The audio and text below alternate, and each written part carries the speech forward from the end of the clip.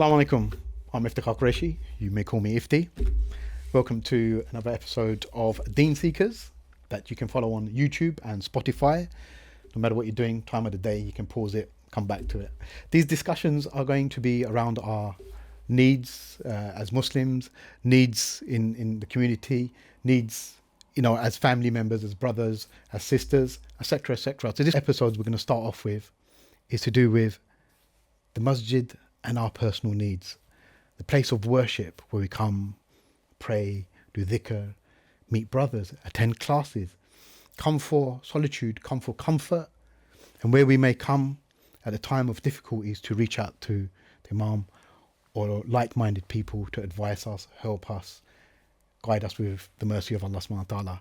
So these are real issues, and associated videos would give you more in-depth, detailed information according to the Quran and Sunnah by the likes of Ustadh Umar from Ar-Rahma Masjid, who's today is with us, who we're going to be discussing this beautiful topic, which will expand as it goes along, and you shall experience it, and it will hit maybe at times a personal nerve. It may resonate with you, it may project with you, inshallah ta'ala. So inshallah, let's start and enjoy the session. And remember, YouTube and Spotify, spread the word and let us know what your needs are and be a part of it. Jazakallah khair. The topic of discussion today, or conversation, is the Masjid and our personal needs, how one's personal needs, challenges at times of difficulty, mental health, anxiety, the role of a Masjid outside the spectrum of prayers and dhikr and classes. So we'll jump into like a discussion point over here, where, for example, the power of congregation, your prayers, which gives people the sense of belonging and reducing loneliness, and how this was encouraged by our Prophet Muhammad sallallahu alaihi wasallam. So like regular visits to the mosque and highlighting the personal and communal benefits. A general introduction. Bismillah ar-Rahman ar-Rahim, alhamdulillah, salatu salam ala Rasulillah. So the first thing is, and I think this is a great topic to get started off with, because the first thing that we will be held accountable for on the Day of Judgment is undoubtedly this matter, and that is the Salah. And the Prophet ﷺ said that the first thing that the slave will be held accountable is the Salah. And once that is good, then everything else is good after that. If the Salah is bad, then everything else that follows is going bad. So I think that is a fantastic place as a Muslim, as a believer, to really start to think about his relationship with his Creator, starting off with the Salah. And again, then you think about, okay, what about the Masjid then? What's that? So the Masjid is the primary building of the Salah. Okay. And that is why Allah said in the Quran, في بيوت أذن الله أن ترفع ويذكر فيها اسمه. That in the houses, and subhanAllah, this is the ayah that Allah talks about His light. His light shines through these houses. What houses? That Allah has permitted to be raised. So that is Allah given the command to raise up masajid. What is the maintenance of this masajid? How are they maintained? يذكر فيها اسمه. The name of Allah is mentioned. Then Allah tells us how that is. يسبح له فيها بالغدو والآصال. That Allah is being glorified in these buildings, in these houses. Allah is being glorified day and night. Okay. So that, subhanAllah, as a starting point to tell us that the Masjid, its main and core purpose is the Salah. So to start off with, we know that the Masjid, what is it? What's the primary purpose? It's the Salah. So I think to start off with, definitely let's talk about how the Salah aspect has an impact on the individual, on the believer, and on the community. So we have our 5 fard prayers, yeah, and the congregation, and I'm sure different salahs produce a different amount of people, audience, worshippers. Yeah. So ordinarily, what would you say, at what time would someone then approach you outside the realms of dhikr and praying or classes? Maybe they'll bring up an issue of loneliness, mental health, maybe a family issue. But at what time Do you think this happens? Is it morning prayers? Do they like get privacy? Do they like their privacy, or do they like the company of other people around them? Yeah. What time? How do they approach you? I mean, there's many different ways that some people. Again, it depends on the issue as well. I've had people that will come. I think usually people tend to come after a lecture or a talk. Okay. So they've kind of, they've heard something, heard a reminder, and then or they had something on their mind in the first place, and they wanted to speak about something. And at times, yeah, it'll be after salah. It could be, and it tends to happen towards the end of the day, so after Isha. Okay. Before they're about to go back home, and they bring up an issue that is, family related or work related or something like that. Sometimes as well, it'll be after Fajr. Fajr is a good time that people like to reflect over things. So especially like if it's on the weekend or something, they'll come and they'll discuss at that time. But yes, it differs from person to person and what their issue is. But I would say definitely just to stay on that point of the masjid being the place for salah, it gives them that time. It gives them that time to think and to reflect, and obviously then that makes them want to come forward and seek the correct advice on how to do things. Is it almost like building up the courage after the prayers and the dhikr to come and then open up to you? Yeah, I mean that's exactly. It builds up the courage. I know I've been in a situation where it's like, how to approach this, what do I, because it gets personal. Yeah. Some issues are very personal. Yeah, very personal. Very sensitive, very emotional, high levels of anxiety and stress, and there's that internal belief of how am I going to be judged? Yeah. How do they perceive me? How would they perceive me afterwards? Who's going to know my business? And I'm sure there's more sensitive issues that you take them away to the office, or book additional appointments with, for example, if it's to do with children or spouses. So how would you now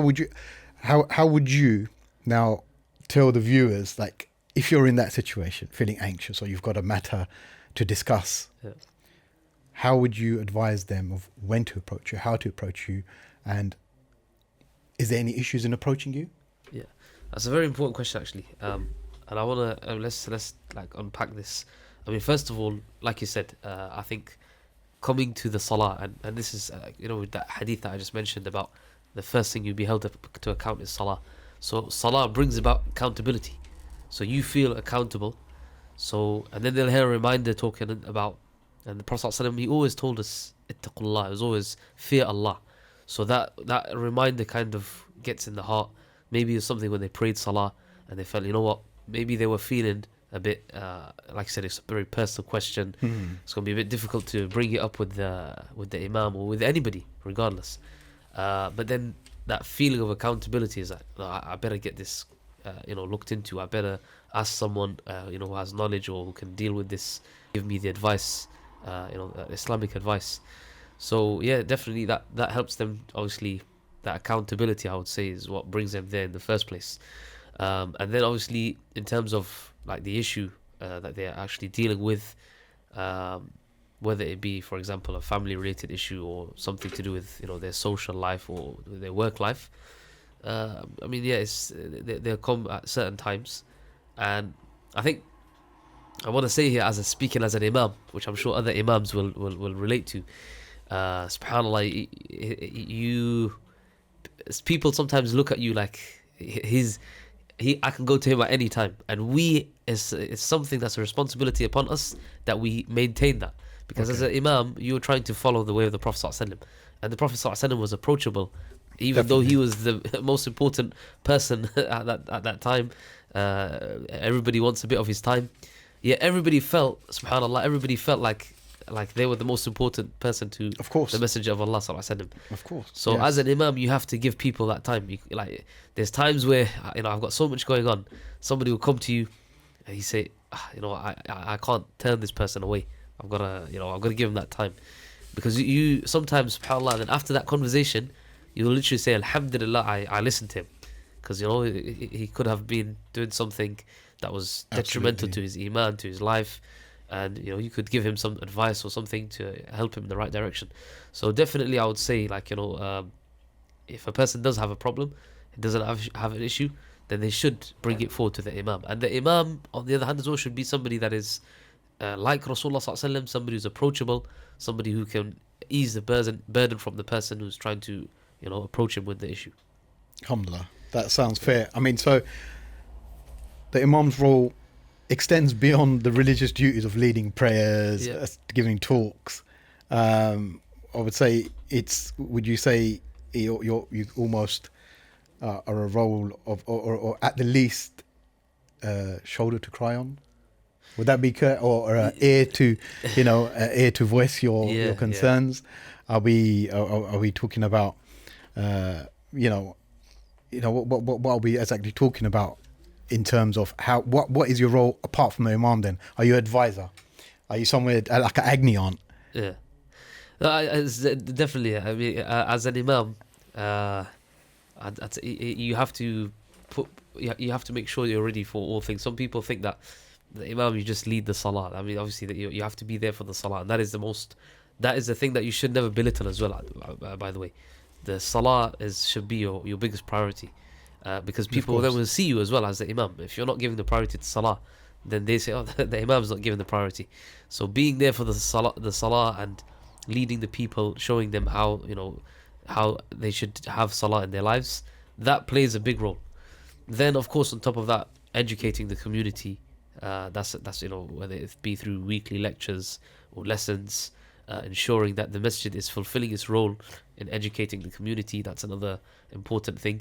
And then, like you said, further on from that, being able to advise, being able to educate people, in their individual circumstances, where they need advice, where they need information, where they need knowledge of how to do things in the correct manner. So I think there's definitely multiple things that the Imam needs to be aware of. Okay. And that's important as well, because as Imams, obviously we go through the way of learning your religion, studying. But one of the things that we sometimes maybe overlook, that shouldn't be overlooked, is getting to know your community. If I just as an Imam, I just come over, I don't know the community, I have all the knowledge. How can I benefit those people if I don't know? You have to be approachable. Exactly. You have to be a human being at the same time. Yeah. I've got to see, I say this with all my respect, your vulnerabilities. Yeah. I'm sure you have the same similar needs. You eat, drink, want to sleep. I'm sure you've got your own personal needs, maybe hobbies, etc., etc.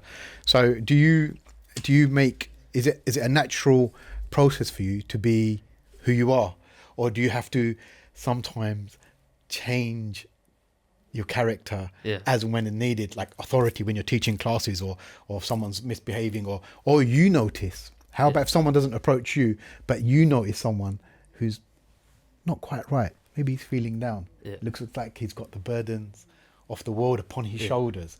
How do you identify that? Yeah, that's quite a challenging thing, and I'd say I'm still learning, of course, as well. I don't want to say that I've got it down to the T, but definitely what I would say is because you're human. I would say is you have to, and again, subhanallah, we look to the way of the Prophet ﷺ, in all his different circumstances, to be able to deal with the situation in the correct manner, in the way that is most befitting. So like I said, if you do see somebody that is down, if you do see somebody, subhanallah, I've sometimes seen a fully grown man just approach me and be in tears, completely break down, out of character, like somebody it's a place and a position you would not want yourself to be in, just to completely break down. But then you have to obviously make sure you're dealing with that in the correct manner. And sometimes you have somebody come to you that's aggressive. I've had that before. Somebody's come to you aggressive with their issues, or aggressive with something you've said or someone else has done. Yeah, I mean, I'm trying to understand this aggression part. You said about the human side. Yeah. Like I said, you try to give your time as much as you can. Sometimes maybe somebody came to you and said, I need to speak to you, or something like that, and you're in the middle of something and say, can you just wait for me for a few seconds, brother? Be patient with me. And just the way you said it, he's starting to get aggressive now with you. Like, oh, look at how arrogant you are. You haven't got time for me. So some people are aggressive like that. Some people are aggressive with maybe even with their issue as well. Like, he feels that, especially when you get certain characters that maybe that they don't see what they've done wrong. Okay. When there's two sides of a story, and they'll Okay. be very aggressive in that nature. So you have to be able to deal with that situation as well. So how would you break someone down like that with their personal beliefs and not necessarily, being them conducting themselves Yeah. towards you correctly or in a manner that's acceptable? So how do you break them down? How do you calm them down? What do you reason with? What are the tools of reasoning? Yeah. And what sort of resources, or rather sources, would you use? Resources and sources would you use to calm them down? That's very important because obviously even when it comes to giving da'wah, you have to be able to understand the situation. So I'll give you an example. Like there's a principle we say, لا طلاق في الإغلاق. There's no talaq when the person is completely closed. What they mean by that is closed. His mind's closed. He's out of his head. He's very angry. Okay. So in that sense, if he comes to you very aggressive, let's give the example of the one who's aggressive with you. For you to be able to start telling him now, brother, you should be like this and that, he's not going to listen to you. Is that a listen? You have to. I wouldn't listen to Yeah, you. exactly. What I'm saying, Yeah, you have to. You have to. At the end of the day, you want what's best for that person. So if he's not going to listen to you at that time, there's no point you hitting the brick wall and trying to. No, he's got to listen to what I've got to say. So at that point, you have to be, as Allah says in the Quran, وَإِذَا خَاطَبَهُمُ الْجَاهِلُونَ قَالُوا سَلَامًا. When somebody who comes who's being ignorant with you, and one of the qualities of the servants of Allah is that when they're addressed by people who are being ignorant and aggressive, they say peace. They look for the solution to keep them eased down. If he's hot and trying to charge, and then I'm hot in response, it's not gonna work. So you just have to calm the situation down. Maybe there's some advice you want to give to him. That's not the time. That's not the time. At that time, you try to calm down the situation. When he gets when he's calmed down a bit, then you take him to the side, speak to him alone, tell him, brother, look, this is how you should have done things. This is how, or the advice that he needs to be given. So that's very important, being able to diffuse the situation, because subhanAllah, there's also times where that aggression will lead to others as well in the masjid. True. That's happened where somebody's aggressive and he wants to take it out. I don't know, he's had a long day or he's had a certain issue, and then somebody's just ticked him off. It could be anybody in the masjid, and then he's starting to become aggressive to everybody else.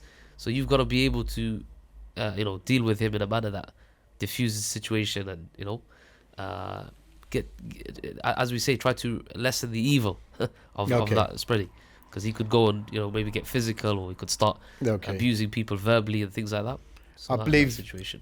I believe that's extreme cases, though. Yeah, I mean, those are extreme cases. Very rare cases. Yeah. Alhamdulillah. It's of course. Yeah, it's good to know that. Yeah. Because I'm just saying, you got to be ready for anything. Yeah. We're throwing it out there. I mean, another thing that comes. I mean, there's various studies. I'll give you an example. For example, there's been studies by studying social work and mental health, which highlights that the trust people have in their religious leaders, often making them more accessible for those reluctant to seek professional counselling. This is a 2019 study. So it's going back to that. So we're dealing with aggression, then we're dealing with mental health, and I think the study says that people feel comfortable approaching leaders. Yeah, okay. So if I'm now upset about a particular issue, and I know I can come to you, and I'm going to put it out there, at what point do you start to take it personal? What do you mean? Would you take it personal if someone's being aggressive to you? Yeah. But at the same time, that people need you to be accessible to them. Yeah. When do you, what's the limits, or how do we do with that? Yeah, I mean, I think where you're put in a spot where you've got to you've got to be available for people. Yeah. But where is the boundaries? Because certainly there's got to be boundaries, as you're talking about, it spreading onto aggression onto other people. Yeah. No, as in, like I said, if somebody does come with that sort of attitude, I think as a man, one of the maybe the difficult thing is to get your ego out of it. Okay. That could be a challenge. It is a challenge, because somebody's coming to you and he might even be demeaning the way he is. Now, obviously, your ego's telling you don't take some nonsense like that. Because I mean, Yeah. what I'm trying to say is you're a human being too. Yeah. And I think it's important for the viewers who are part of this conversation to understand and obviously respect your position Yeah. and know that you're a human being, so you can understand. Yeah. You know, we have different behavior, etc., etc. Yeah. So this is my point. Like I'm trying to put it in a nice way that, you know, respect their mom. We've talked about aggression. Doesn't mean it's acceptable. Yeah, of course. Yeah. So I'm trying to say that very politely. You know, Yeah. No, don't mess with my mom.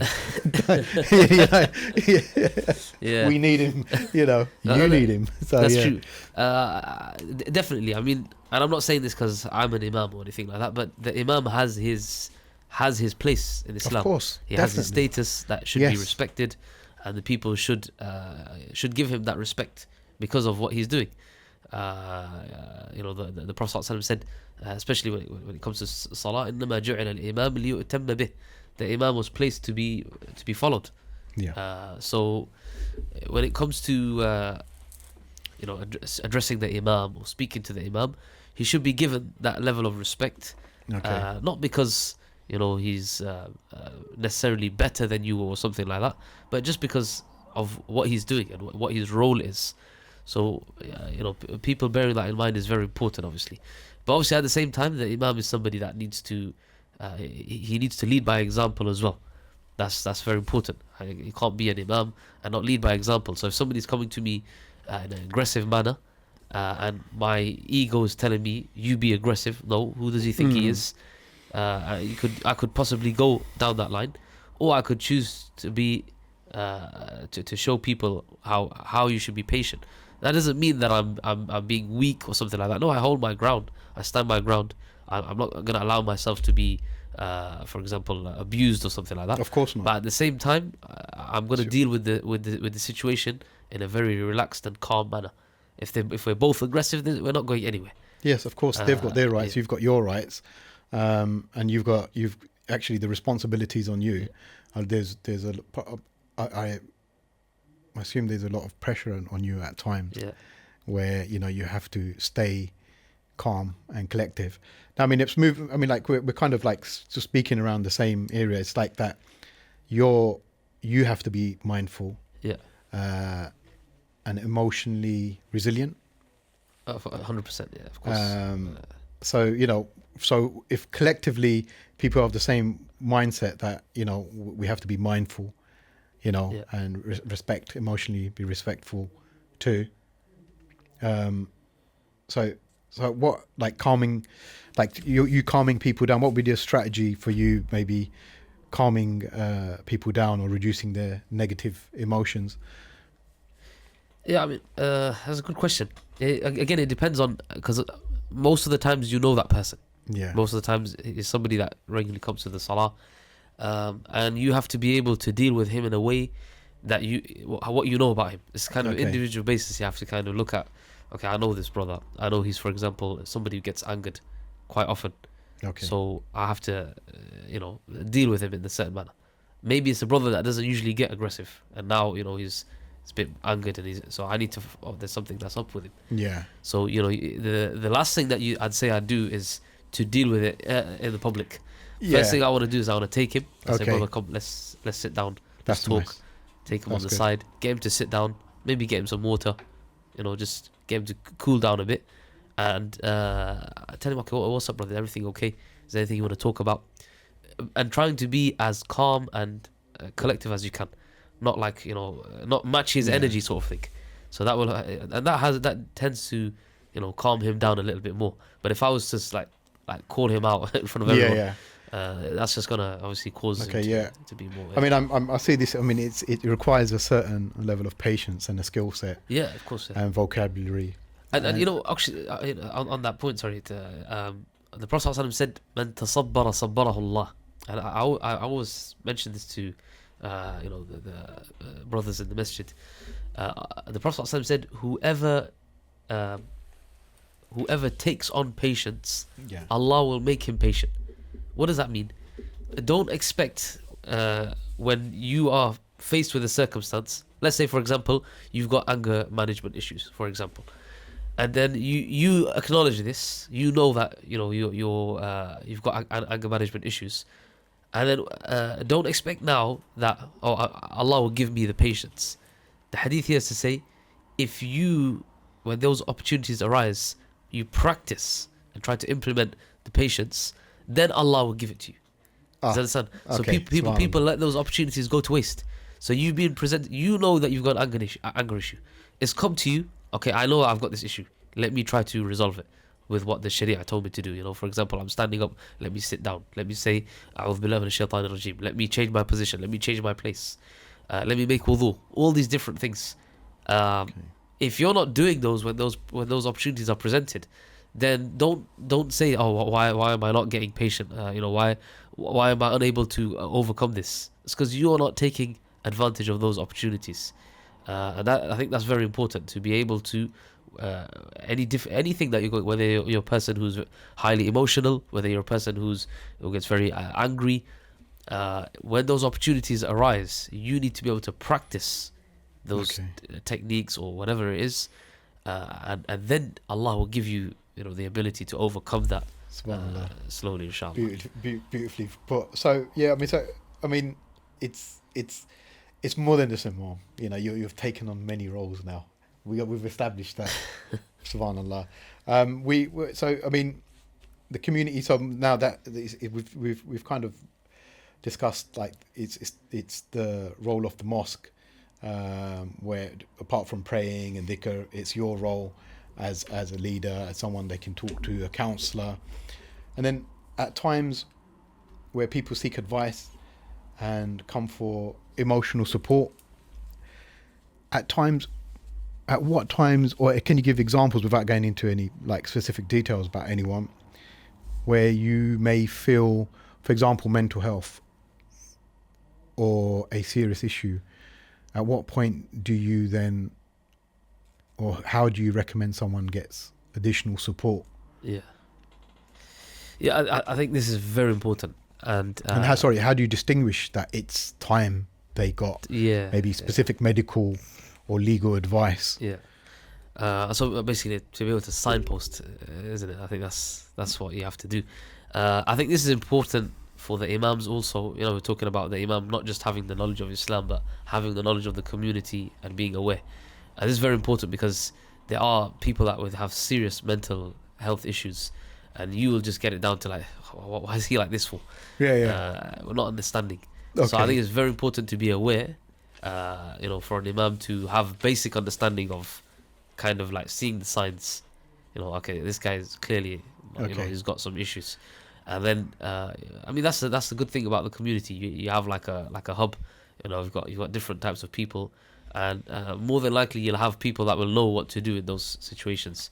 So to refer to those people, and I think, I mean, this is generally the idea in leadership, that you don't have to always be the one to deal with everything. So, sometimes there's the best leader. Sometimes is the one who pushes the right man forward. So you've got a team, you've got brothers there. Of course, I know that this brother is he's good at dealing with people like this.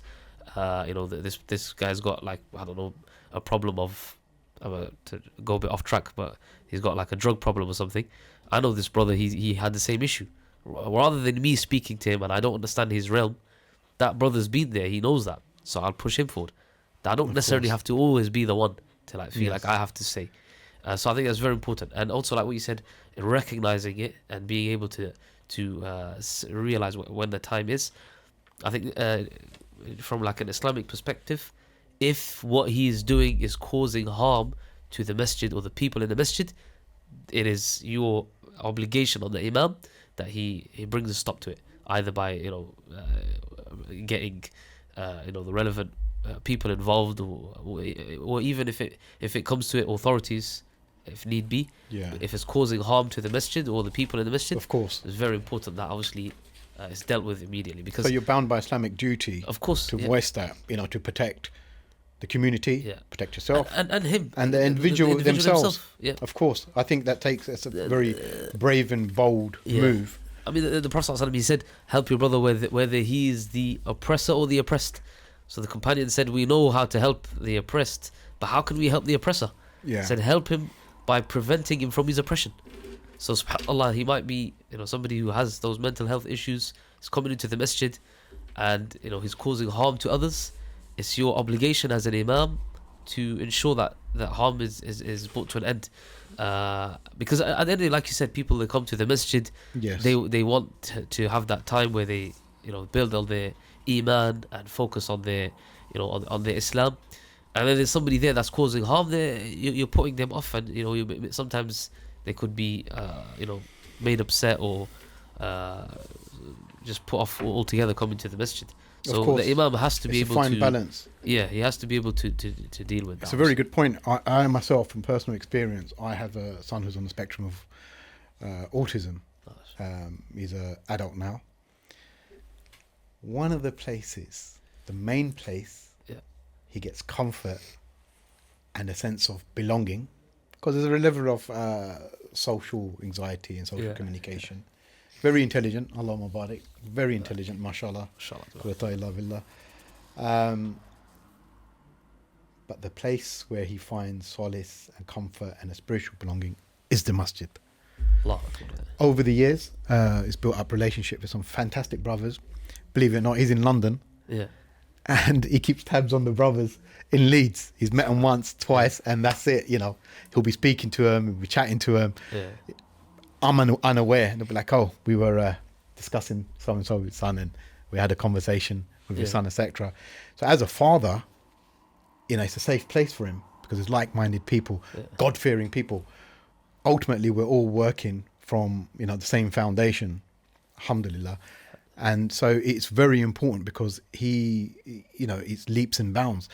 Stuff that the mosque has given him and the brothers and the Imam and the patience the brothers have given him, he's achieved stuff that he wouldn't have ordinarily received through therapy, etc., etc. Yeah.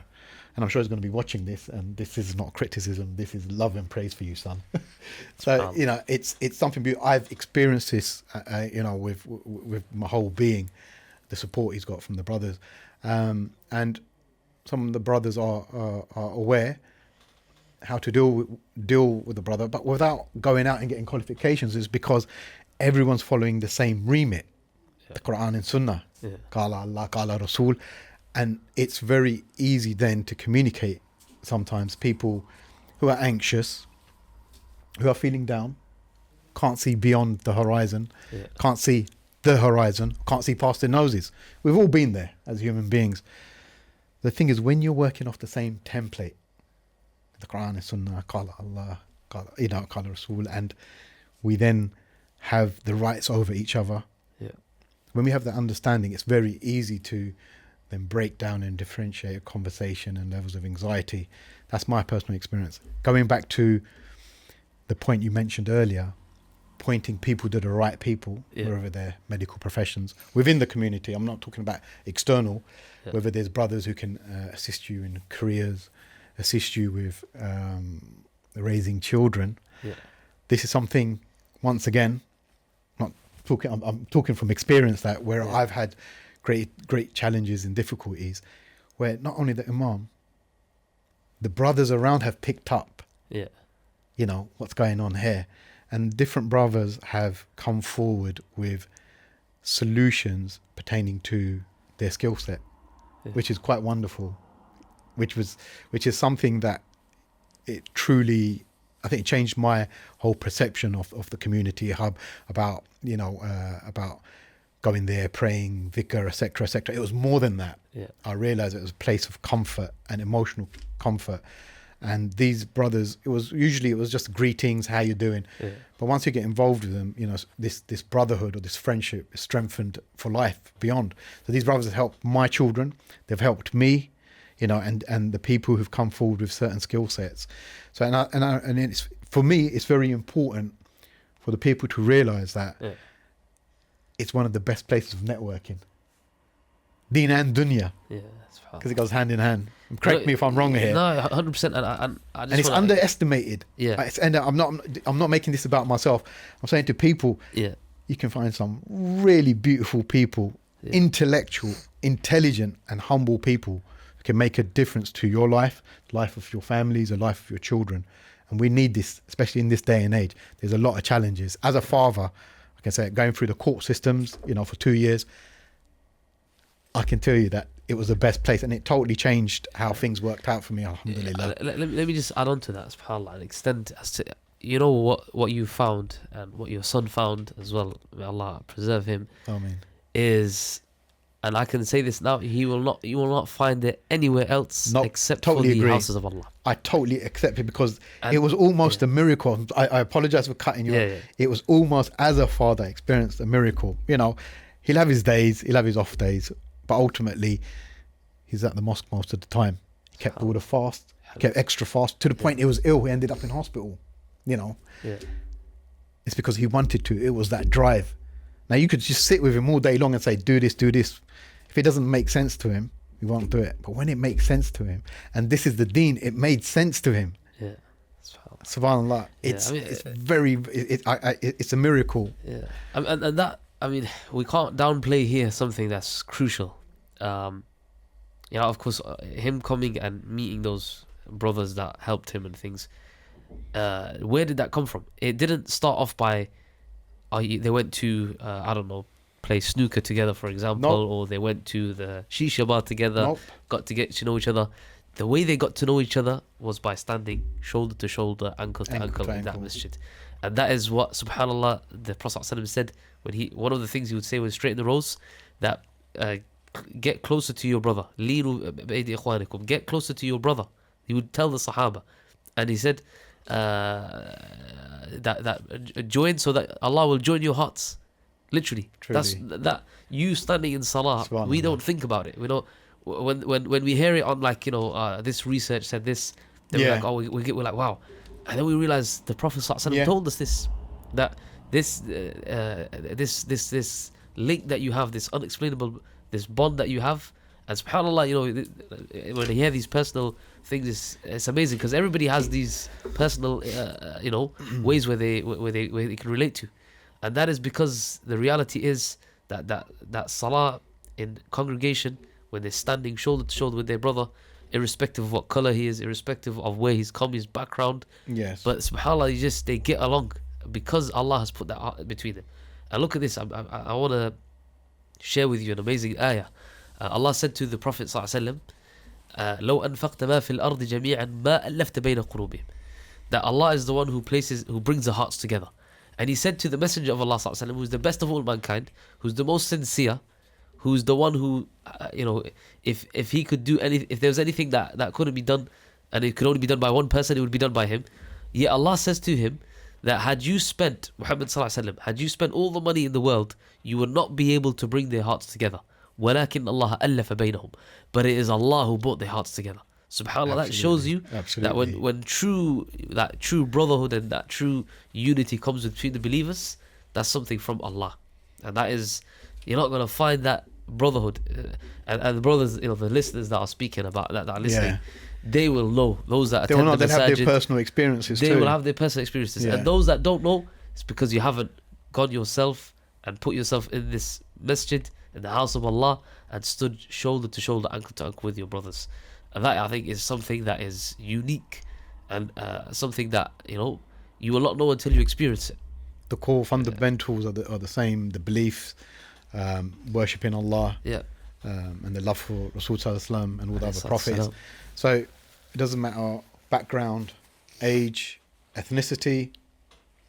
The Islam, within itself, has that bonding power. Now, outside of the masjid, while I've travelled to Muslim countries, whether it's Morocco, Jordan, Malaysia, Turkey, Pakistan, Emirates, Saudi, I don't necessarily speak their language. However, the beauty of it is I stepped into the masjids in all these different countries, and I made friends. When I say friends, we're brothers already. We enforced it. I couldn't communicate, but the fact that we had the same agenda to worship Allah together, as total stranger, never seen them in our lives, each other, but we communicated, going to each other, going to being called for dinner. With very little communication, but that communication was almost spiritual. And it was a blessing once again from Allah subhanahu wa ta'ala. That it's given us families all around the world. SubhanAllah. إِنَّمَا الْمُؤْمِنُونَ إِخْوَةٌ. Verily, the believers are but brothers to each other. And that is, subhanAllah, what we witness. And like I said, I mean, if you think about this, how amazing this was, if we reflect on the life of the Prophet ﷺ, you know, a time where they had all these different hierarchies in society.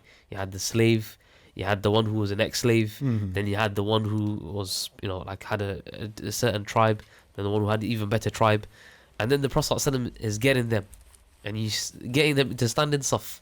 You have the likes of Bilal, who was a slave, next to the likes of Abdurrahman ibn Auf, who's from one of the prominent tribes of Quraysh, standing shoulder to shoulder, ankle to ankle. There's no particular saf or row for the slaves and another saf for people of Quraysh. They're all in it together. Thinking about how this was, and for Muhammad ﷺ to establish that, it showed you why the Sahaba were like they were. Of course. And subhanAllah, that goes on today. Today you have people, I'm a doctor, I'm a this, Of I course, got that, I'm this, I'm I've that. got this, I've got that. When it comes to Salah, we don't know who you are. All we know is that you're brothers, you're standing That's for one it. purpose, to Khalas. worship Allah alone. That's it, and it's beautiful. Money can't buy that. Yeah. No amount of fame and glory can find that, because it's honest friendship. Yeah. It's honest brotherhood, honest advice, looking out for each other. And the beauty, the beauty doesn't just stop there. It's because once you've networked and you've been blessed with this extended family, Yeah. you know, at the time of need, they're there when it really counts. You know, it's having that stability for one person, knowing that actually I've got someone I can rely on, or a number of brothers. I just have to step into the masjid. You know, I know I've got someone who'll be advising my children Yeah. fundamentally the same way I'd want to be advised. Why? Because it's the Deen, Yeah. Quran and Sunnah. Yeah. You know, and it's evidence based. And none of the brothers would lead on a child or advise them in a manner that would not fit, let's say, the protocols or the agenda of the father. Why? Because we know what the aim is, we know what the goal is, we know what the destination is, and how we're getting there, what we're allowed to do and what we're not allowed to do. And I found that something very beautiful as well. And you know what? I love that point, because you know that ayah that I mentioned before about that the houses that Allah has permitted to be built, when Allah Yeah. talks about masjid, Allah tells us who is the one who's filling these masjids. Now, subhanAllah, for those that have children, like you said, you bring them into the masjid. Who are the people there? They're going themselves. They go in themselves. Yeah. They want to spend from one prayer to the other. SubhanAllah. Yeah. So going back to the time of difficulties I faced with the children, so Yeah. we're at the masjid, and we'll say, "Oh, can we stay from Maghrib Salah to Isha? Yeah. Please, please, please," because they were getting that comfort, they were SubhanAllah. getting that sukoon, they were getting that pampering that we can't see spiritually. There was, you know, that environment. Yeah. You know, Allah subhanahu wa ta'ala puts a blessing in, and like-minded people who they can see these uncles Yeah. or these elders, meaning a few years older than them. Yeah. There's similarities there. They know you've got our back. And when my children were at their most vulnerable point, when some of the closest and dearest people, supposedly to them, let them down, they found that comfort in masjid, and I'm a witness to that. SubhanAllah. And this is the love. You know, one of my other sons who went to that lovely trip, and we'll talk about these trips actually. Yeah. I'm going to be be a sponsor or a supervisor next time. You know, I'm going to lead this. Had a great time, because with these friends is one of the things. They were canoeing, throwing axes. Obviously, it was under controlled environment and trained staff. Canoeing, jumping, laughing with the brothers. The same brother who will give them classes, the same brother who would lead the prayers. Yeah. They're having a laugh and a joke, but there's always this boundary. Yeah. And just because there's boundaries doesn't mean it makes anything more boring. The beauty of it is when one of us is going to cross that boundary, there'll be that gentle reminder. Yeah. There'll be the brother who'll be like, "It's time to pray. That's a bit too much." And then we do your U-turn. Yeah. Without the masjid and the brothers, I feel that the boundaries can very easily be crossed. Yeah. And sometimes there's not a space or opportunity to do a U-turn, which then can be detrimental for the years, decades to come. So, going back to what you're saying. At that point, because you said, if you're leaving, you always get worried. I'm sending my child, for example, to school. Who's there? I'm sending my child, for example, to this place. Who's the people there? okay, you taking your child and going to them at the masjid, why are you having these personal things that you're talking about where you feel that reassurance? Why is it that there's, even for the viewers, they can relate to these personal things? It is what we look for. Allah says in the Quran about that ayah that Allah is being glorified day and night, meaning the people are offering the salah day and night. And then Allah mentions who it is that is doing that. What is the first word that Allah says? Rijal, men. لا تلهيهم تجارة ولا بيع عن ذكر الله. Men who are not distracted by worldly transactions or by anything from the remembrance of Allah.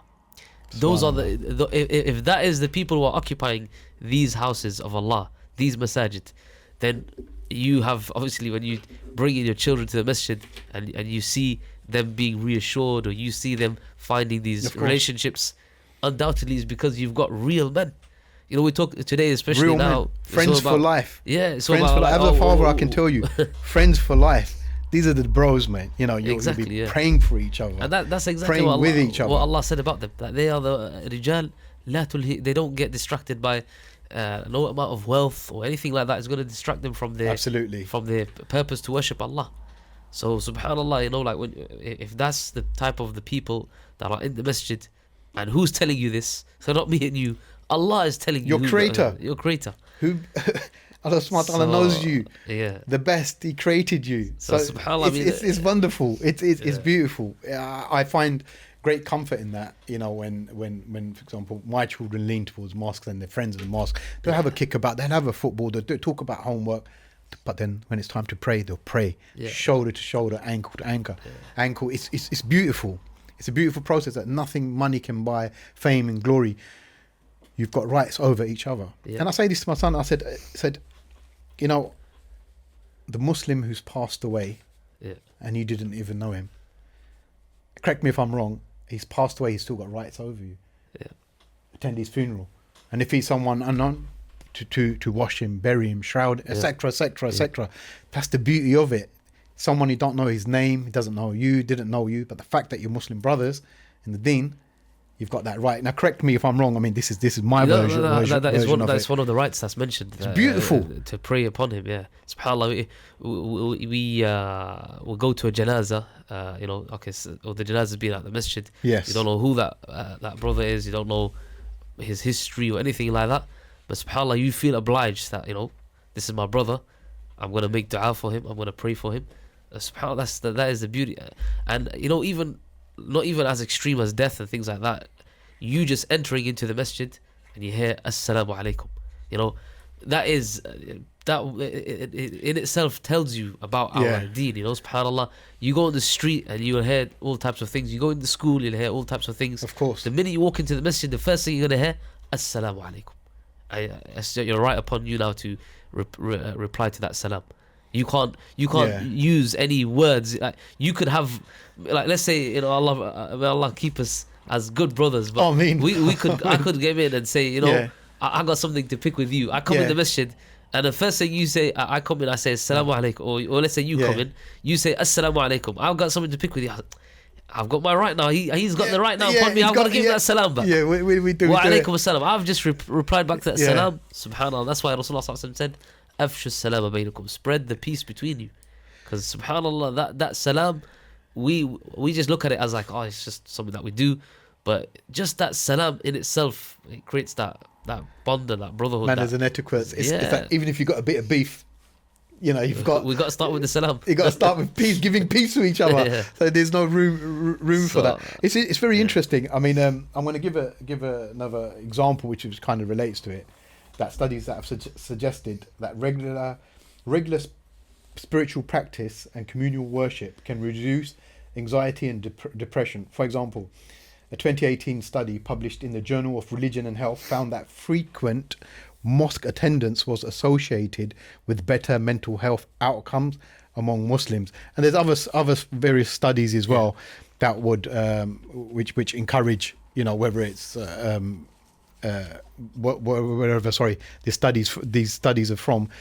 The general gist of it is, you know, it brings people together, counselling, better mental health. Yeah. So, and this is a study about churches, about Yeah. synagogues, and mosques. So, I remember actually, it's a very important point. Now I think, as again, it goes back to how our Deen is, and the beauty of the structure of the Deen, the beauty of the Sunnah. I remember was it last year or the year before when they announced that the rise of living costs is going to be, yes, like it's never been before. And I did the khutbah about having patience and in times of difficulty, how the Prophet ﷺ managed what he did, how the early companions and the first few generations, how they dealt with issues. They had the similar issues to us, the rise of living costs that happened to them as well. So I gave examples and I talked about things like this. And I remember somebody came to me, and I know that this particular brother, he's financially struggling and stuff like that. And he said, you know what, this is what I needed to hear. And I'm not by any means praising, my khutbah or anything like that. But all I said was, this is what Allah says. This is what the Prophet ﷺ said.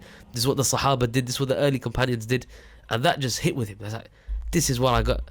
So like I said, like, they're faced with all these issues from society. They come to the masjid and they get their solution that they will not be able to find in the workplace. They'll not be able to find at home. They'll not be able to find with their friends or anything like that. That's what the purpose of the masjid is, to make them feel that. And to go on another example, something a bit more relevant now, with the whole Gaza issue, with the issue of Palestine and how people are feeling. People are feeling really upset. People are feeling depressed. People are saying, I can't even sleep at night properly and things like that. And what is the role of the masjid? The Prophet ﷺ, when some of his companions were slaughtered, for a whole month, at the end of the salah, he was like we do now for Palestine, he was making the dua after Fajr, after Maghrib, after Isha. In the last, imagine the salah that we pray to Allah, that gets altered in terms of the last rak'ah. The Imam will make the dua for those people that are oppressed. Okay. So you feel like, okay, I'm coming to the masjid. This is what I can do. I can make, the least that I'm doing, which is the greatest thing. I'm making dua as a community as well. So collective grief. Yeah, collective grief. Exactly. Healing. Mosque as a place for healing during collective grief. So, in this point, you're talking about Gaza, and then there's collective. It says, I would say, to a certain extent, correct me if I'm wrong, collective. We're mourning the loss of the brothers and sisters and children. So it becomes a center where, once again, people who are grieving individually, collectively get together and share that moment and that grief. I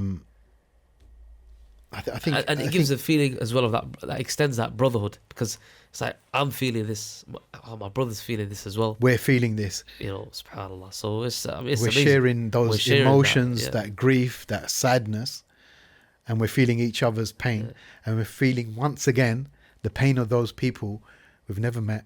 SubhanAllah, They've never met us. And that's what the Prophet said. Don't even know what they look like. He said, مثل المؤمنين في توادهم وتراحمهم وتعاطفهم كمثل الجسد. That the example of the believers in their mutual compassion, in their mutual feelings to one another, in their mutual, how they feel with each other, is just like the body. If one part of the body is in pain, the entire body feels it, out of sleeplessness or fever. And subhanAllah, that's exactly what happens when these things happen as an ummah. That's what brings us together. We feel that pain collectively, subhanAllah. So again, that masjid is that place where if you were never going to the masjid, and I'm sorry, but I've got to put this out. There are people that will never go to the masjid, all right? They'll never experience that brotherhood, and then they'll start criticizing the masajid. And I'm not saying that everybody's. There are certain people that need to, do their part in the community, but they'll say, "Oh, what is the masjid doing about this? Look at the Muslims. What are they doing about this?" And they've never been to the masjid. They've never felt that when we come to the masjid, we all feel that pain. The Imam will talk about a reminder. The Imam will do the dua in the salah for the brothers, and we all shed a tear. We all feel that pain. And subhanAllah, if you've never been to the masjid, only blame yourself that you can't feel that spirituality or that iman or that brotherhood that others felt. So subhanAllah, this is something that people really need to consider, that are not True. maybe experience these things, that you need to see for yourself, of course. And I think yeah. people getting emotional, and with respect to everyone, the ignorance meaning not knowing. Yeah. I think attending and collectively doing it, you have to understand what we are allowed to do and what we ain't allowed to do. Yeah. How far we can reach out, how and where we can reach out. How deep can we dig into our own pockets for these brothers and sisters in hardship? So I think it is important. There is a load of guidelines that we have to follow.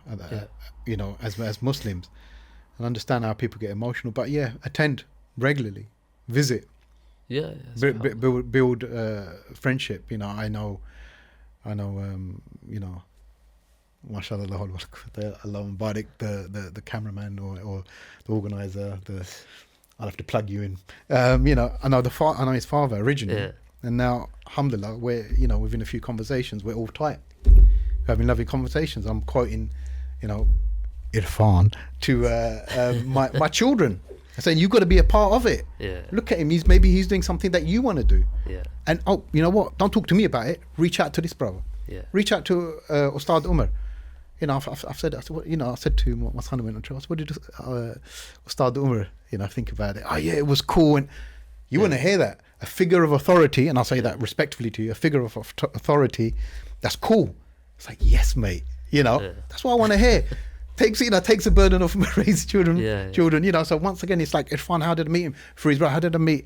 Through his father, respected father. And how did I meet his father? It's through the mosque, another mosque, and then another mosque. Yeah. And they're always looking out. You're right. If there's anything we can do, let us know.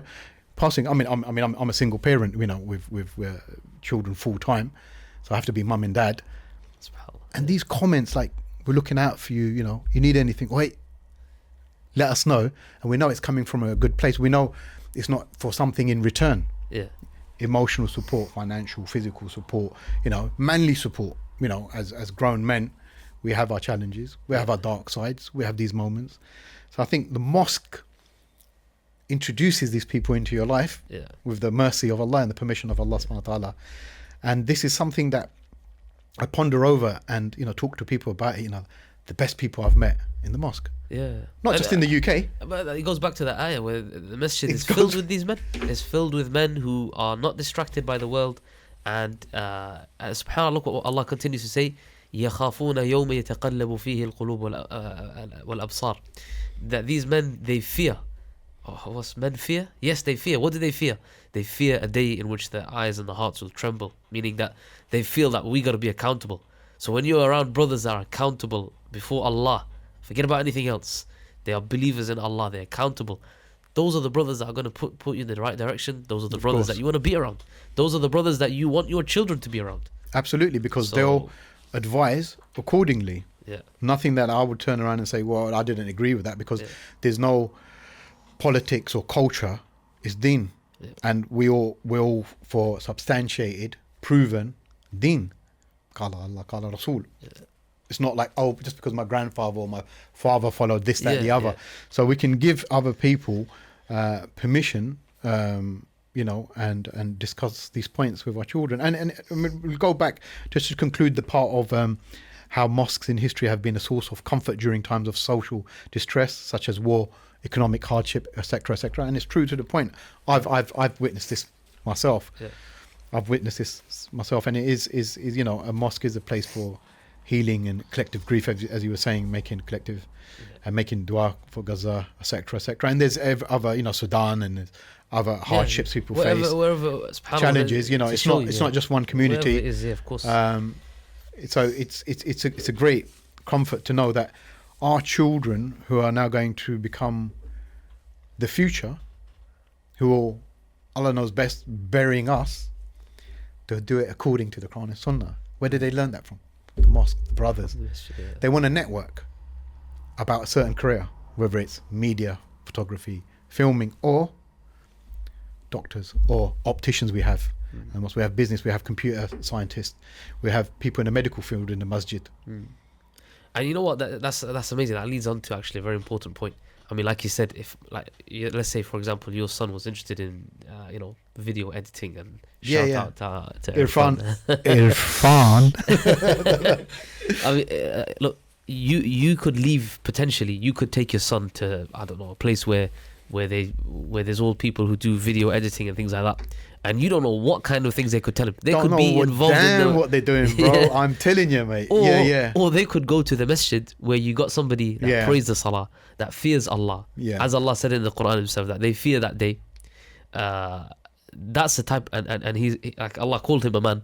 You want to talk about men? Allah called him a man. Forget about anybody else. Forget other people. The Creator. He called him a man. Your son learning that skill from that person in this society where he could use that skill 90% of the time in something that is terrible and is going to be detrimental to his deen and to his life and his family. And the future generations. 100 years, 200, 300, 400, 1,000 years in existence. Those effects of those ill decisions, or being too liberal or open-minded or going with the flow, these harms last. These last for generations and generations. Inshallah ta'ala, in 100 years' time, 200 years' time, if we're around, not us around, I mean, like, if the world's around, the way we're heading. Anyway, so it's like these people look back and say, Alhamdulillah, for the knowledge, for the deen, or the beliefs that our ancestors had 50 years ago, 100 years ago, because we're in a stronger position now. Financially, mentally, aesthetically, in terms of knowledge and travel. Because I say to my children, you have to be 10 times better than me in all fields of life. Deen, dunya, whatever it is, sports, health, mental health, helping people. And then your children need to be 10 times better than you. Don't stop. Don't ever get comfortable. Of course, and you help someone. You say, when you're in a position, help another 10 people. And then you tell them people, you help another 10 people. So it's the goodness, but this isn't something that I've invented. It's from my understanding, what I have of the deen, little understanding I have, helping, wanting for your brothers what you want for yourself, etc., etc. Even then, I'm going to digress and get carried away now. One of my favorite topics of marriage. Sorry. Just on that point, actually, because I just want to say, like, sorry, for example, go ahead, because it's so important, that part, I don't want it to go past, about the different types of people you have in the masjid, and your child could maybe aspire to do something that one of those people are doing. Like, subhanAllah, we have, for example, in the masjid, we have people that are businessmen. We have people that have been successful in setting up, different shops or businesses and things like that. We've got tradesmen who are very, mashallah, skilled. Definitely. And they'll look up to them. Like, maybe they're not interested in what you're doing as a profession, and they're interested in that, brother. Of course. And subhanAllah, them going to the masjid, I've seen young lads at 15, 16 who are trying to make those decisions of what they want to do. And I've just said, listen, there's that brother there. You wanted to do this certain trade, there's that brother there. Oh, you wanted to look at business, go speak to that brother there. And subhanAllah, you've got almost this signposting in the masjid that you, alhamdulillah, you can say that that's a brother that comes and prays salah. That's a brother that, inshallah, he fears Allah. He's got the accountability. I'm not sending him to somebody that's going to mess random his deed. Stranger. No, not at all. There's guidelines, there's boundaries, and we know it's a given. It's a given. And these professional brothers, they may be from various backgrounds. However, the core fundamentals are there. Is that you don't have to worry about it. And hey, great. Hey, listen, my kid, gets to have a halal income, business, etc., and at the same time has made friends and stuff. And these brothers who've gone through this journey of getting the qualifications or establishing the businesses, and how to then accommodate your beliefs within that. It's very important. And this is they're having them challenges all the time. And how did they get through the education process? I fear it. It's like one thing is going out and getting your skill set, and the other thing is rest of the stuff that you pick up. And so this, once again, the brothers in the mosque gives you a safety, a safety net that there ain't gonna be. Obviously, there may be difference of opinions. Different outlook, and obviously, but it's within that framework, right? There's obviously there's let's just, so that we're absolutely clear, there are going to be mistakes that maybe them brothers are, and they will. That's why it's a full package. Them come to the masjid to learn their deen, they'll be able to connect with those brothers and see, for example, okay, I can see that what he did this year. But obviously, I've learnt now that 1, 2, 3 is not exactly Islamic. But at the same time, there is that he went about following his deen to his best of ability and being able to do what he had to do. So, and he may have gone 1, 2, 3, and number 4, number 5 would have been that's the solution. Yeah. So now you've saved, one of the mosque goers or one of our children, that saved them from going through all those trials. Yeah. You've given a solution. There you go. And they're getting rewarded for it, and your children, inshallah, they'll do good for it, and they'll get reward for it. And no one's goodness is overlooked, is it now? Of course, yeah. As in, subhanallah. Like we say, and this is kind of different, going on a different thing, but we can take the same principle. That there's no one person that has all the truth, and this is the beauty of Islam. We're talking about, for example, the Imam. Absolutely. Don't look at the Imam like how you look at, like how the Christians look at the priest or the Pope or something. Not at all. The Imam is a human. That's what we see believe. as a human being. If our Imam Muhammad sallallahu alaihi wasallam, we see him as a human, the best of all humans, undoubtedly.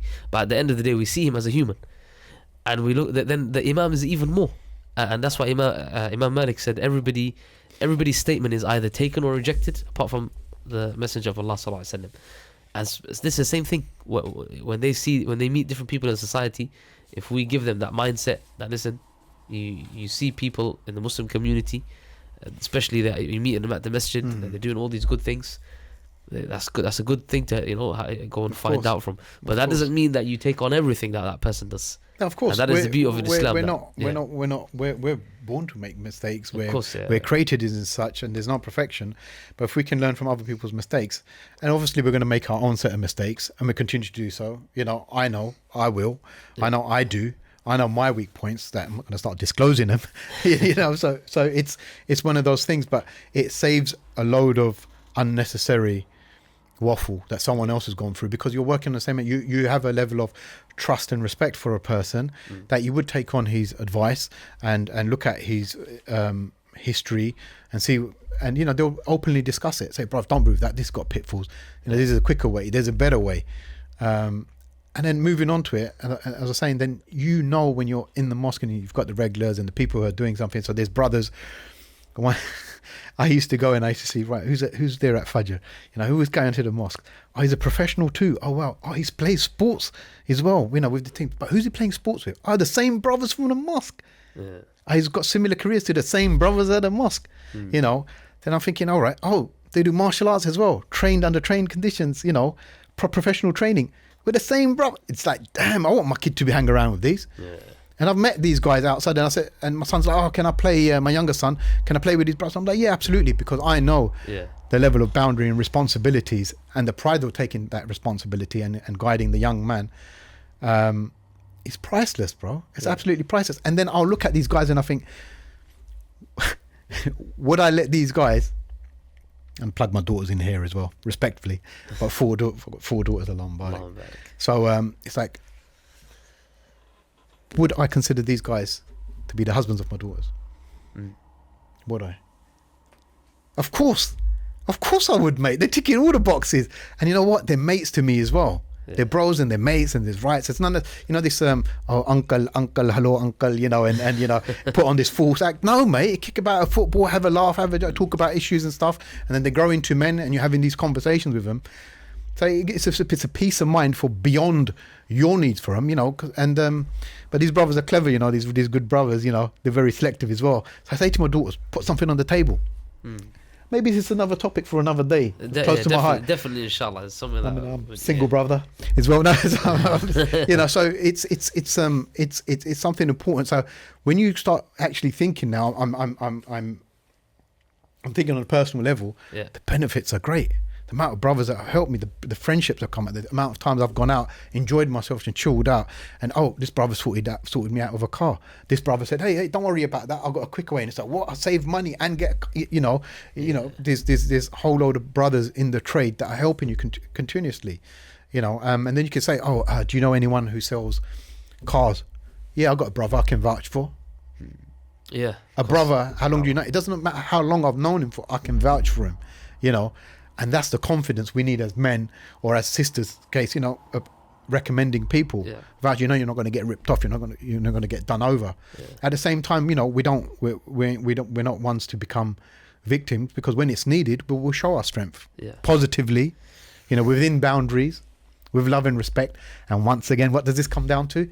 Once again, the brotherhood, because you've got brothers who are backing you up for the right reasons. And you may think you might have a righteous reason, and they might turn around and say, listen, brother, take a step back. Take a step back. Actually, you're the one who's doing the zulm here. And it's very easily understood. That's how that's. You want gangs, you want this, that, and the other want to be a part of it. The tough guys, the tough routines, the cartels. It's like, mate, forget that. We've got something better for you. Something that would honor you and protect you and nourish you and protect your families, protect your women folk, protect your children. It's the brotherhood.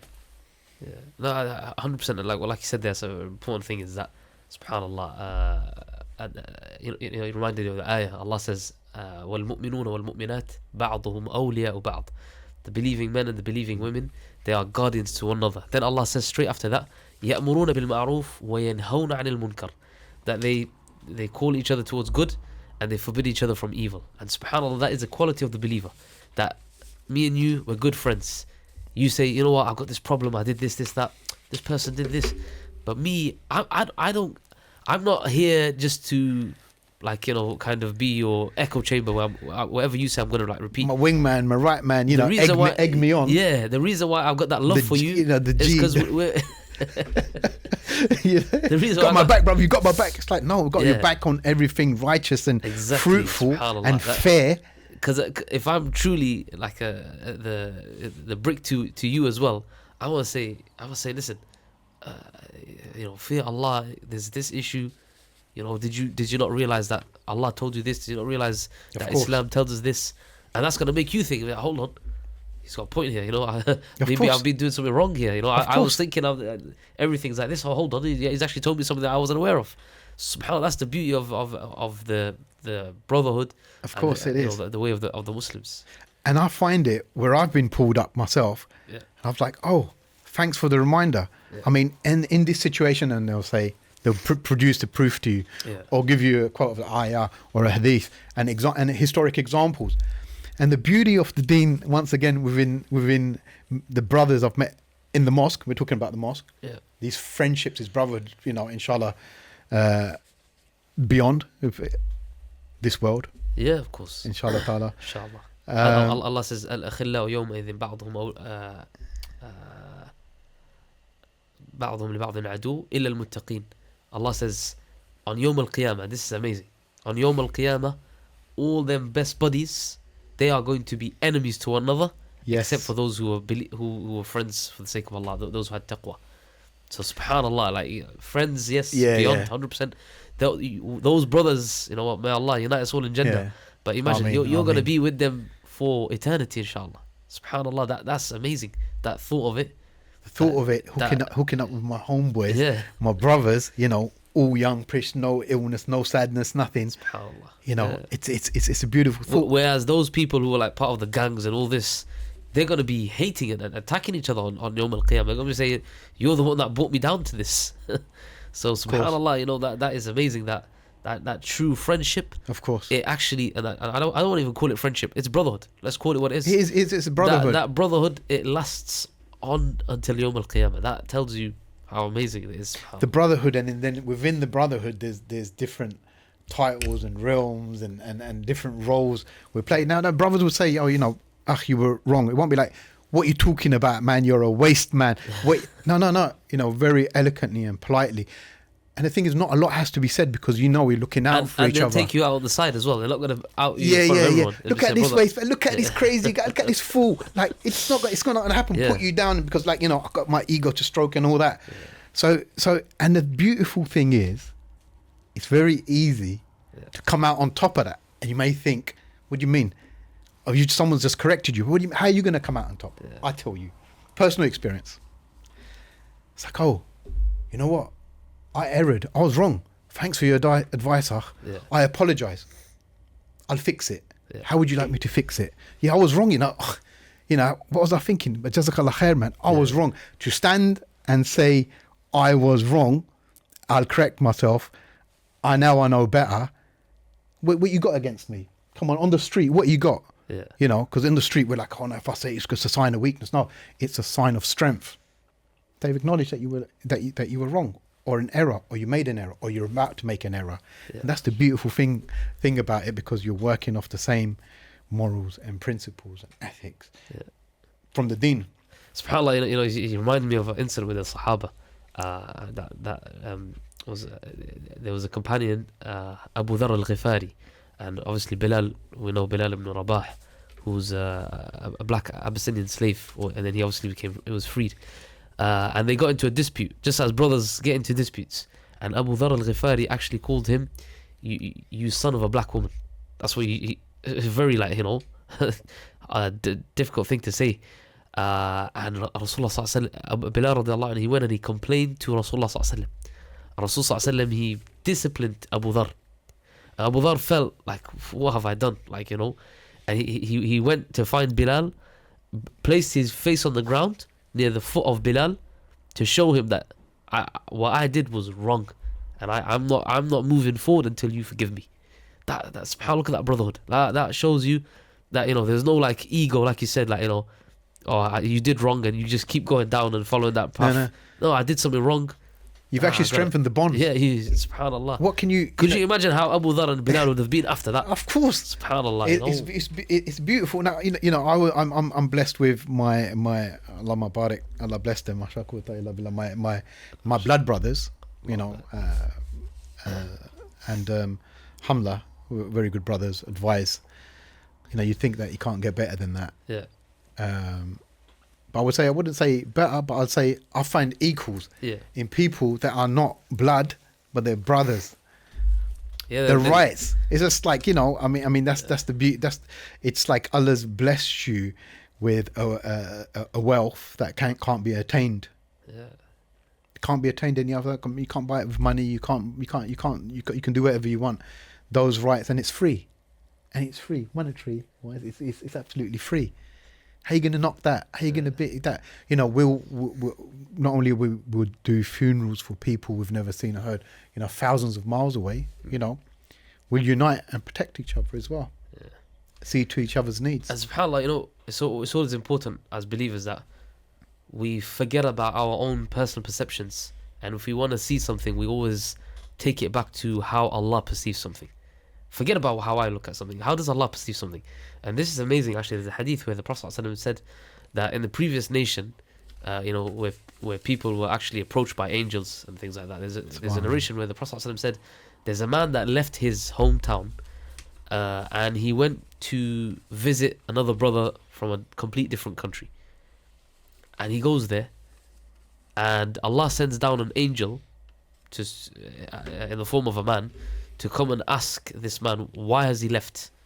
SubhanAllah. So he comes to this individual who left, and the angel says to him, what did you leave your town for? He said, I'm going to go and visit a brother of mine. So he said, this brother of yours, what's he got on you? Like, did you do a favor for each other? You know him through your tribe, you know him through this, you know him through that. So I got none of that. I only love him for the sake of Allah. That's the only reason why I'm going out of my town to visit him.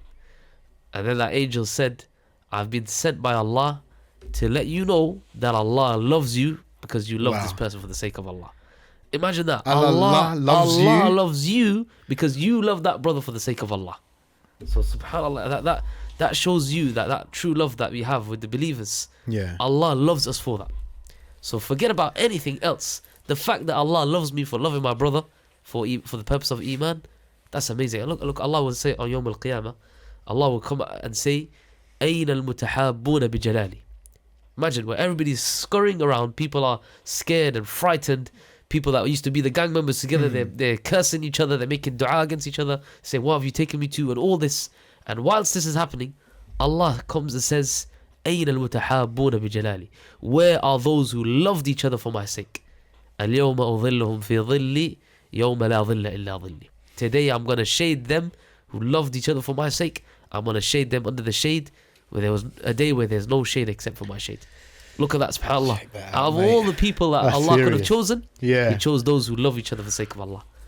that shows you that the status of loving each other, you know, for the sake of Allah, that friendship you have for the sake of Allah, that brotherhood you have for the sake of Allah, is something that Allah Himself loves.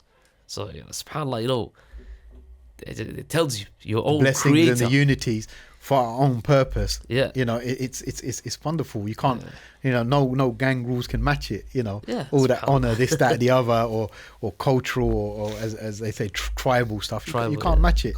One big tribe. So all these people, it goes back to, in my experience, the masjid and the pray. You know, only being the place of worship for me and my children, or place of worship and doing dhikr. Wicked place, an excellent place for networking and meeting these beautiful brothers. You know, recently a brother was moving. He didn't need no removal team because the bros were there. Yeah. And the thing is, all the bros, even if you didn't really know the bros, you knew the bros. You know, you met the brothers, you know, eating together, putting stuff, and everyone's skill sets. And once again, it's like, oh, so how did you come to that conclusion? You know, we're having a discussion. It's like, I'm a professor, and something. It's like, subhanAllah, check this out. But it's not like, I'm a professor, and so therefore I'm not going to be lifting this dirty, this wardrobe or whatever. No, the people who are loading up the truck and stuff, man, they were professors and medical field. You'd never know nothing, because that's what's that? That's the ends to a means. You know, that's your skill set. You know, just because you're a surgeon, a doctor, an engineer. So as we're taught, you know, as some people are taught, you know, you have to be a doctor, you have to be this, that, the other. No, man, you are what you are. It's halal, you know. But the beautiful thing over is there's none of that. For me and personally, it's status how I judge him is that, you know, this brother knows the Quran, this brother goes to the mosque, this brother goes for the Fajr, this brother's got the Quran in his heart, you know. That's how what I feel. I raise my children. Say these are the people who are going to be true to you. Don't look for what car, what this, what that, what tribe they're from, etc., etc. And this is at the mosque. I think a lot of the answers for the people you want to meet, you know, from people who are non-neurotypical, you know, come under, you know, several different categories. You know, still like my son. You know, there's a spectrum of autism, lovely chap, you know, very clever, very bright, just communicates differently. But hey, there's a place for him in the mosque. There's a place for me, you know, being a single parent, you know, with my challenges. There's a place for me. You know, I reach out and, bro, you know, I need help with this, that, the other. There'll be someone who knows someone. You know, I need my cat house fixing. I know a brother who's going to do that. And none of this, Google, vetting, Trustpilot, you know, etc., etc. It's a bro at the mosque. He's not going nowhere. And then the other brothers will pull in, God forbid, other brothers will pull him up, you know, and it's fairness because we're all on a journey together. And again, it's because they feel that accountability. As Allah described, going back to the ayah, Allah described them that they fear a day in which the hearts and the eyes are going to tremble. So why is that brother, inshallah, if it's somebody who's sincere, why is he going to tell you something or you know, run you down the wrong path when he knows he's going to be accountable for that? And that's, subhanAllah, that accountability that you're not going to find on Trustpilot. It's true. The penalties and the loss of business. No, it's wonderful, and it goes back down to the original topic of the masjid and our personal needs. And I think, you know, the ibadah place, you know, yes, we've established that. The networking part, I think it's a different topic that can be led on, you know. And obviously, the, you know, masjid and what it stands for is fundamentally, you know, prayers and tawheed, you know, aqidah, you know, oneness of Allah. So these are all topics that it's covered on other podcasts and will do so. Inshallah. But just back to that, I just want to, you know, really hit down on the nail here. Yes. That is what people need to understand. I mean, what we're talking about now, some people, no doubt, you know, those of you listening, you attracted to this kind of thing, but you have to be sincere. This can only be achieved if you attend the masjid for the primary purpose, and that is to establish your relationship with your creator. And we really have to go down on this, because that is true. وَأَنَّ الْمَسَاجِدِ لِلَّهِ فَلَا تَدْعُوا مَعَ اللَّهِ أَحَدًا. And the masajid, they belong to Allah, so do not invoke anyone except for Allah. Meaning that the core reason of this masjid being you know, raised, being built, is to establish your relationship with your creator. Absolutely. Once you do that, then rest assured your relationship with the creation, all of that, which is all secondary, that will Yes. flow, subhanallah, in a beautiful manner. But you have to really be sincere with yourself and say, first, let me establish my relationship with my Creator. You're not going to have Absolutely. those beautiful friendships when you're not loving each other for the sake of the Creator. Absolutely, absolutely, and worshipping Allah subhanahu wa ta'ala the way Allah subhanahu wa ta'ala has told you to Yeah. worship Him, and how the examples of Rasul sallallahu alaihi wasallam and the companions, etc., etc. So it goes back down to one of the things that the masjid that gives you, once again, and this is another topic of discussion, Yeah. would be fact finding, proof, substantiation. Yeah. I think this is Yeah, of course, it's important as well. We need to obviously make clear that sometimes certain masajid are doing things in a way that is not the correct way, and it's important to be aware of that, of course, because it pushes people away. Yeah, 100%. I was born and brought up here, Yeah. and a lot of the cultural places, with all respect to Yeah, them, make excuses of them. It pushed me away. It was like, oh no, don't go. Oh, well, I've got to go. I mean, astaghfirullah. That was the feeling. And I see my son. So let's go, mosque. I'm gonna go with my mates. Oh, can we pick him up? Can we do that? And it's just like, I'm busy. I've got to be 5-6 different places. And he wants to go there because his homeboys are there. His hombres are there. His brothers in the Deen are there, and I'm comfortable with that. And you spend time. It's like, where are you, son? I'm still at the mosque. Oh, yeah. Don't want to stay as long as stay. Yeah, you don't need to come home, kind of thing. Become someone else's problem. No, that's not for that. But and listen, no matter of no babysitting place can give you that. They'll charge you anyway, a arm and a leg. Hey, great man. You're learning something. You're developing. You're flourishing. And once again, like-minded people, and this I see a lot of these children at the masjid, and I look at them and I think, Allahumma barik, they've got a very bright future, deen and dunya. These guys, and I'm like, they'll be burying us, likelihood is, Allah knows best. And I'm comfortable with that. I'm comfortable. It's a bit like, I've seen youth come to the masjid and they'll be like, listen, we're going to go play football. Yeah. So we're going to play Dhuhr first, and then we'll go from there. Yeah. Like, subhanAllah, look at that. They've united at a place to worship the Creator. Of course. They've put that their priority. Yeah. And then let's go football. Let's go here. Let's go there. Some of them even like, there's the weekly lecture, the weekly lesson. Let's go attend that. Then after that, we'll go and we'll go there. We'll chill, and then it develops into we'll go to the mosque, pray, have our talks, take our notes down, go out with the bros to eat. And a lot of these children growing up, going back 5 years, little snotty-nosed children, now they're adults, now they're young adults. And I say to them, hey, people in history at the age of 14, 15, 16, and I don't mean that in an aggressive manner. I'm just giving an example of what you can achieve, that these are going to be very, strong, fair, just individuals, brothers and sisters, and complimenting the sisters as well. What I see, that it gives you hope, doesn't it? As they're going to be fantastic mothers. SubhanAllah. Seeing the youth Wives. in the masjid. I'm just saying. I'm just saying. I'm just saying they're fantastic sisters, and they are. Come on, they're going to be managing the household. And there's a lot that the sisters are going a lot of responsibilities, and Allah will make it easy for them, because Allah would make them, inshallah ta'ala, robust and tenacious and intelligent and strong and wiser than us. And it's subhanAllah, actually, I think maybe that's something we could maybe just touch on to.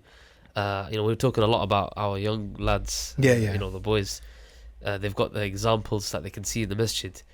I think it's even more important in this day and age for the sisters, with all the craziness that's out there affecting their femininity, affecting them as women and their roles in society, to see other sisters, because they don't have them examples. They go to the school, they go to workplace, they got all these. We don't want those women that they see to be their role models.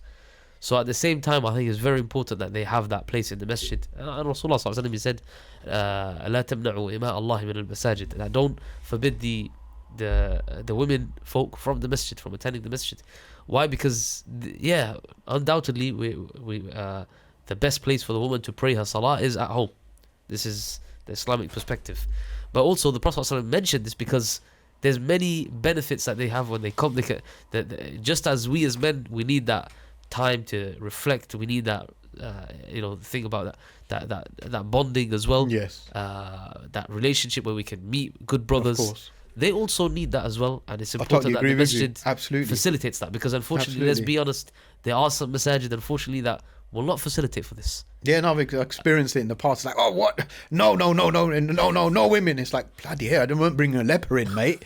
You know, what's going on here? You know, and they do need it. I know my daughters have needed it.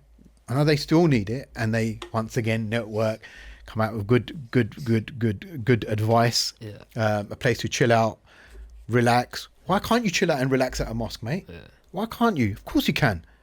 Of course you can. You know, and these young girls are going to become very special women, as I said to you. You know, mothers and leaders in their own right, and you know, comforting their husbands, and it's that basis. So we want the strong women who are going to educate. You know, be the teachers. You know, be the adventurers. You know, etc. etc. You can be feminine. You can be confident at the same time. Yeah. Yeah, but like I said, Tenacious. You know, delicate at the same time. There's a whole load of beauty within that, these characteristics. You know, you don't need feminism to teach you your rights and stuff. You've got the best solution there. You've got the rights. You know, delicate. You know, you're delicate. You can be delicate, and you can be strong, confident. Yeah. You know, subtle, tenacious, and all these beautiful characteristics. You know, feminine. You know, just a few words of wisdom, and it will break a man. You know how easy a woman can break a man in a nice way as well. I'm saying positivity is that sweet feminine touch, that you know, that understanding, almost like a understanding of a mother, but without being a mother. I'm talking to say a wife, or the mothers to their children. A few words will straighten the kid out. It will make them see the horizon, and the mother would say, "What's beyond that horizon?"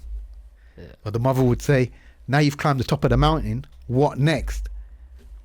You know, it's that beautiful push, you know. So yeah, no, I totally agree, and I apologize if I didn't speak more reference to the sisters or lady folks and my daughters, you know. But of course, yeah. I mean, at the same time, I want to tread carefully. Yeah, but like I said, I mean, the masjid primarily obviously is the reason why Allah says rijalun in the ayah is to establish that obviously the main attendees, or the primary attendees, the one whom the salah is upon, are the men, because they are the ones that are obviously the leaders of the household. They're the ones that need to be able to, and inshallah I think it's a topic for another Definitely, time. You know, this whole issue is very important, understanding the roles in society and things like that, inshallah. So I was choosing my words carefully, you know. I was talking from my angle from a wife and a mother, you know, obviously. You know, at the end of the day, it just fall down onto the man as well, right? Yeah, no, of course, 100%. The brunt of it will take. Yeah. You know, the accountability is with the man. It's just like, come on, you know, it comes with responsibility. So of course, I was treading very carefully, you know, Islam out of respect for our women folk, you know. Of course, 100%. And in Islam, and we're different. We're different when it comes to our women folk. We're different, mate. You know, we're very different. You know, and it's not just that loving, caring, protectiveness, you know, guiding, you know, all that stuff, you know, and even the issues. And I'm going to mention this because this is another topic of divorce, you know, which in the culture is shunned, etc., etc. But some of the times you can resolve it. Some of the times it needs a bit of work, etc., etc.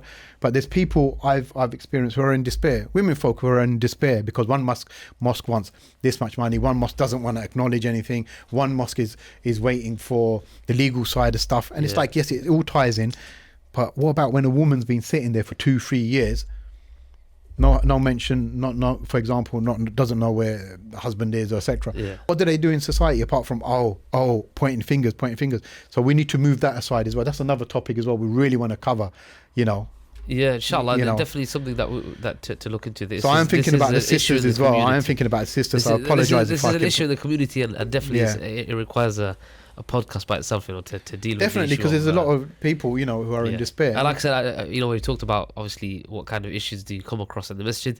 Family issues are a big thing, massive, and of course. SubhanAllah, with all the confusion that's out there, and I think definitely something that we will look down further in the line, inshallah.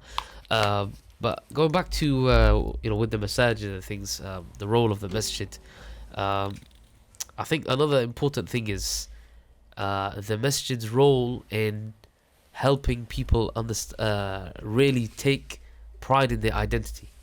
And I think this is something that maybe we haven't fully covered. how does the masjid facilitate for both men and women Yes. to be proud of their Muslim identity?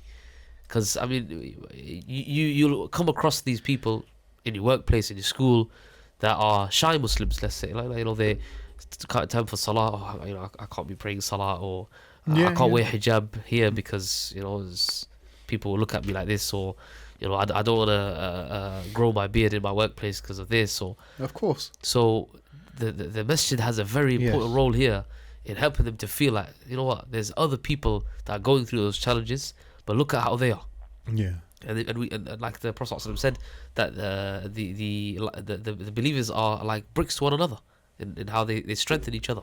Absolutely. You know, I see a brother that, mashallah, he tells me, listen, when it comes to salah in my workplace, I ain't messing around. I pray salah.